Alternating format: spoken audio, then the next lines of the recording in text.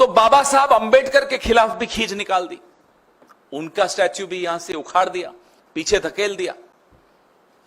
महाराष्ट्र के नतीजे आपके सामने हैं, करारा जवाब महाराष्ट्र के लोगों ने भी दिया। तो महाराष्ट्र के लोगों से बदला लेना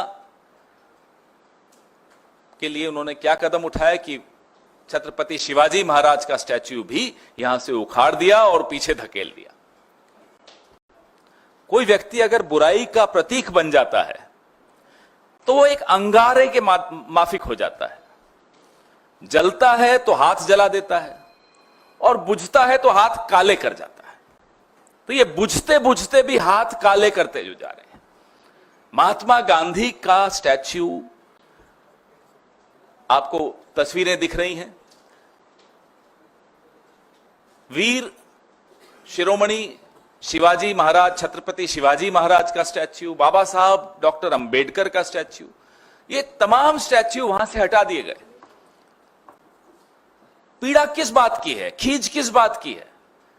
पीड़ा इस बात की है कि ये जो one nation one reincarnation, one nation one God जो बनना चाह रहे थे, एक देश एक भगवान खुद जो बनना चाह रहे थे, उन्होंने कहा बीच चुनाव के कि महात्मा गांधी को तो कोई जानता ही नहीं था जब तक पिक्चर नहीं आई।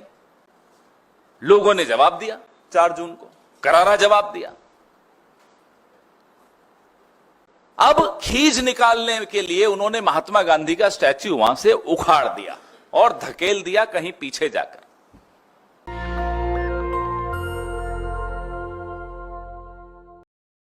अभी नतीजे आ रहे थे, खींच बढ़ती जा रही थी।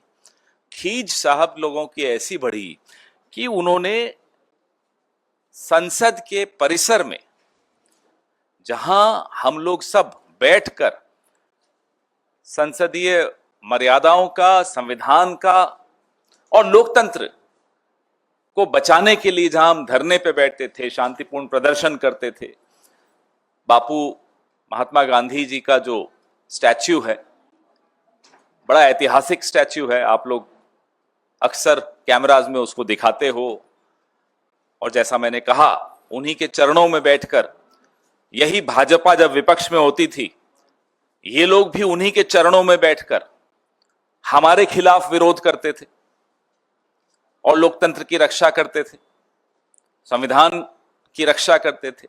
हम विपक्ष में आए, हम भी वही कर रहे थे। लेकिन ये एक अनोखे प्राणी है। वो बड़े बुजुर्ग कहते हैं ना, जो कोई व्यक्ति अगर बुराई का प्रतीक बन जाता है तो वो एक अंगारे के माफिक हो जाता है। जलता है तो हाथ जला देता है और बुझता है तो हाथ काले कर जाता है। तो ये बुझते बुझते भी हाथ काले करते जो जा रहे हैं। महात्मा गांधी का स्टैच्यू, आपको तस्वीरें दिख रही हैं, वीर शिरोमणि शिवाजी महाराज, छत्रपति शिवाजी महाराज का स्टैच्यू, बाबा साहब डॉक्टर अंबेडकर का स्टैच्यू, ये तमाम स्टैच्यू वहां से हटा दिए गए। पीड़ा किस बात की है, खींच किस बात की है? पीड़ा इस बात की है कि ये जो one nation one reincarnation, one nation one God जो बनना चाह रहे थे, एक देश एक भगवान खुद जो बनना चाह रहे थे, उन्होंने कहा बीच चुनाव के कि महात्मा गांधी को तो कोई जानता ही नहीं था जब तक पिक्चर नहीं आई। लोगों ने जवाब दिया, 4 जून को करारा जवाब दिया।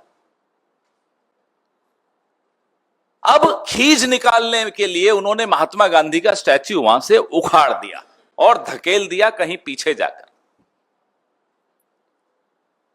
संविधान की पूरी लड़ाई राहुल गांधी, मल्लिकार्जुन खड़गे साहब, हमारे तमाम नेता, प्रियंका जी, पूरे चुनाव प्रचार के दौरान उन्होंने प्रचार से भी ज्यादा संविधान को बचाने की मुहिम छेड़ दी थी, क्योंकि संविधान पे जो खतरे के बादल मंडरा रहे थे, वही 7 लोक कल्याण मार्ग से ही निकल कर आ रहे थे। तो बाबा साहब अंबेडकर के खिलाफ भी खींच निकाल दी, उनका स्टैच्यू भी यहां से उखाड़ दिया, पीछे धकेल दिया। महाराष्ट्र के नतीजे आपके सामने हैं, करारा जवाब महाराष्ट्र के लोगों ने भी दिया। तो महाराष्ट्र के लोगों से बदला लेना के लिए उन्होंने क्या कदम उठाया कि छत्रपति शिवाजी महाराज का स्टैच्यू भी यहां से उखाड़ दिया और पीछे धकेल दिया। अयोध्या में क्या हुआ? 50-50 कोस दूर एक भी सीट नहीं जीत पाए।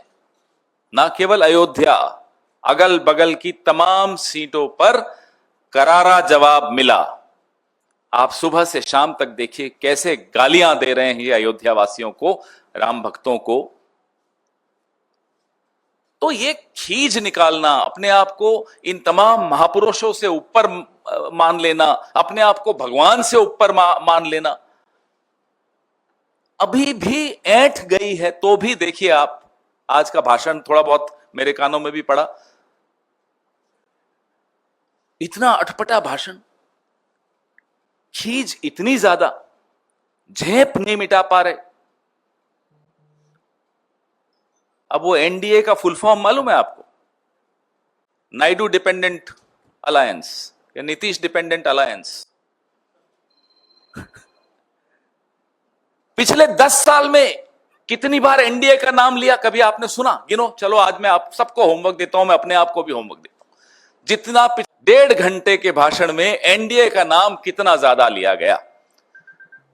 पहले था एक अकेला सब पर भारी, मोदी की गारंटी, अब बीजेपी की भी गारंटी नहीं, अब एनडीए की गारंटी आ गई। वैसे एनडीए वाले जो दोनों हमारे साथी हैं, ये भी जानते हैं इस आदमी की गारंटी पे कोई भरोसा नहीं करता, वो लोग भी नहीं करते। दुख इस बात का है कि आपकी जो खींच है हमसे निकालिए, निकालते रहते हैं, पिछले 10 साल से निकाल रहे हैं, राहुल गांधी से आप निकालते रहते हैं, निकालिए, हम मुकाबला करेंगे आपका। आपकी खींच तो आप नेहरू जी से निकालते रहते हैं, उसके लिए मुकाबला करने की जरूरत ही नहीं है। नेहरू जी का कद इतना बड़ा है कि आप अटल जी के पांव की धूल के बराबर नहीं, आप नेहरू जी का मुकाबला करने चलें। तो आप अपनी खींच छत्रपति शिवाजी महाराज से निकालने की कुछ चेष्टा क्यों कर रहे हैं? डॉक्टर बाबा साहब भीमराव अंबेडकर जी से आप अपनी खींच क्यों निकाल रहे हैं? उनकी क्या गलती थी? यही कि वो एक बहुत ही बढ़िया, बहुत ही उम्दा संविधान के शिल्पकार थे, जिससे मेरे और आपके हकों की रक्षा होती है। आप क्यों महात्मा गांधी के इतने खिलाफ हैं? ठीक है, आपके वैचारिक पूर्वजों ने जो किया वो किया। आपके वैचारिक पूर्वजों ने गांधी पर गोली चलाई, तो गोली चलाने से पहले वो भी झुके थे उनके सामने। जिस तरह से आज आप संविधान के सामने झुक रहे थे ना, हमारे मन में यही विचार आ रहा था कि जब राजीव जी की हत्या की, वो महिला भी राजीव जी को पहले हार पहनाया, उनके सामने झुकी और फिर हत्या की। तो आज मैं बड़ा घबरा रहा था जब ये संविधान के आगे झुक रहे थे। हम मांग करते हैं कि जो 2 कमिटियां बनी थी, ये मेरी प्रेस विज्ञप्ति में दोनों कमिटियों की जिक्र है। एक कमिटी है JPC on maintenance of heritage character and development of parliament house complex, और दूसरी है committee on installation of portrait statues of national leaders and parliamentarians in the parliament house complex. ये 2 कमिटियां हैं। आपको हैरानी होगी जानकर कि ये जो कमिटी है पोर्ट्रेट्स और स्टैच्यूज वाली, इसकी आखिरी मीटिंग 18 दिसंबर 2018 को हुई थी। 6 साल से कोई मीटिंग नहीं हुई। और कल जब जयराम रमेश जी ने मुद्दा उठाया ट्वीट करके, 2 बजे उठाया था, लगभग 8 बजे ये जवाब देकर फिर झूठ बोलते हैं कि राजनीतिक दलों से बात हुई थी। किसी राजनीतिक दल से कोई बात नहीं थी। तो हम यह स्पष्टीकरण चाहते हैं, भारत की जनता को ये बताएं, महाराष्ट्र की जनता को बताएं। खैर, छत्रपति शिवाजी महाराज सिर्फ महाराष्ट्र के नहीं, हम सबके हैं, हम सबको बताएं। बाबा साहब अंबेडकर सबके हैं, महात्मा गांधी तो पूरे विश्व के हैं ही। हम सबको आप बताइए कि इन महान विभूतियों को हटाने के पीछे आपकी मंशा क्या है? क्या चाहते हैं आप? कि हम इन लोगों की चरणों में बैठकर आपका विरोध नहीं कर सकें? हम करेंगे। हम जहां बैठ जाएं, माटी उन्हीं की है। ये लोकतंत्र की रक्षा करेंगे, आपको हम जवाबदेह बनाएंगे, और संसद के भीतर और संसद के बाहर आपको इन तमाम सवालों के जवाब जनता को देने पड़ेंगे। नेशनल दस्तक की आपसे गुजारिश है कि अगर इसको बचाना चाहते हैं तो नेशनल दस्तक को सब्सक्राइब करने के लिए रेड कलर के सब्सक्राइब बटन को दबाएं, फिर बेल आइकन की घंटी दबाएं। नेशनल दस्तक को बचाने के लिए बहुत जरूरी है की हर खबर को शेयर करें, लाइक करें, कमेंट जरूर करें।